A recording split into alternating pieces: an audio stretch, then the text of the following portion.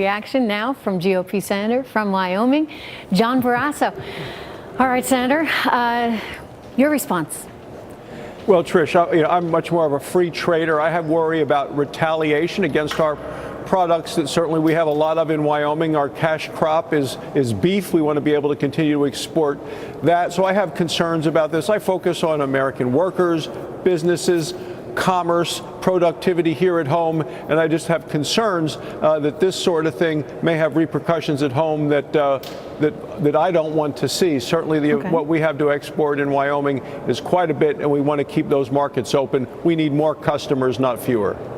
So, Wilbur Ross would say you're overreacting a little bit, sir, that this is going to be targeted, that those that are our friends and our allies, such as Canada, such as Mexico, and I'm thinking specifically about the NAFTA arrangement, they will not be penalized by these. But basically, we need to go around the world and look at who's trading fairly and who's not. So does that make you any more comfortable?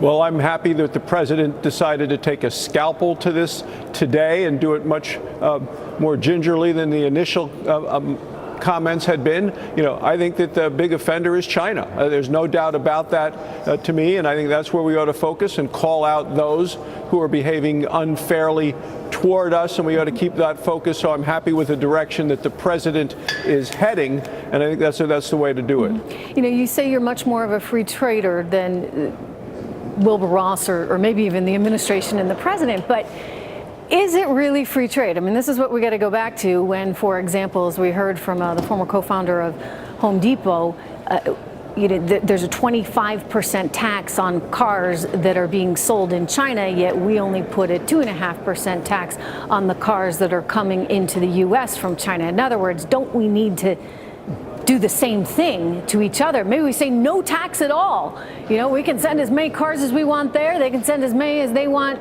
here, but let's at least make it fair. Well, I think we've just passed the largest tax relief bill in the history of the country. Over 30 years since we've done a previous one.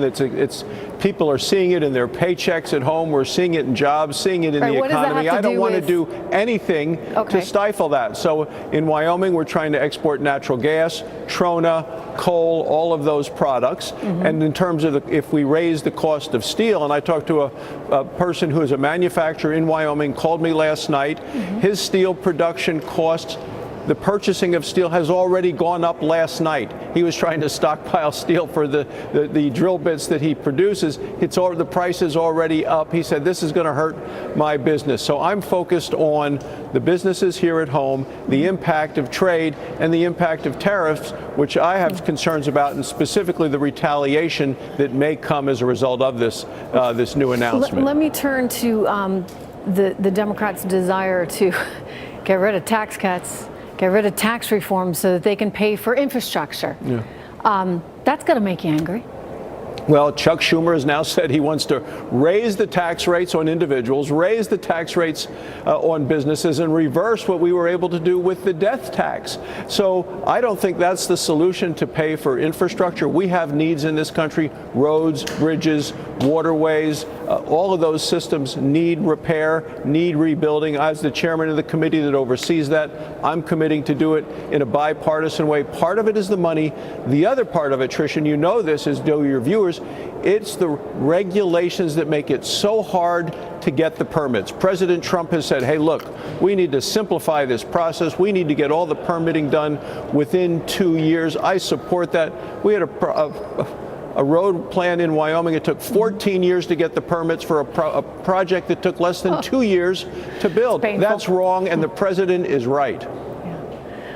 All right. Well, look, I don't know as it's going to be a winning argument for Chuck Schumer or Nancy Pelosi to continue on with this whole crumb theme, or to say that we need to repeal these tax cuts, because the reality is, Senator, there are people all over America that have a little bit more money in their pockets today because of them. They like it. People like having more money to decide how they want to spend. They have more confidence in themselves with that money rather than Washington spending the money. We've heard letters coming in from people all around the country, certainly in Wyoming, more money to invest, to pay for college education, more money for vacation and to spend. It makes a difference, and 90% of the American public is going to be able to have more money in their pocket because we've lowered the rates and the deduction, and the amount of money that's withheld is better. I'd rather see those folks have it than the folks in Washington. No offense, Senator. Yeah. You're right. I agree with you, Trish, and that's why we passed this. That's why the Republicans passed it. Every Democrat voted against it. Every Democrat in the country. I think it's going to come back to haunt them. I do. Anyway, Senator, good to see you. Thank you very much for joining me today. All right, Thanks for having me. U.S.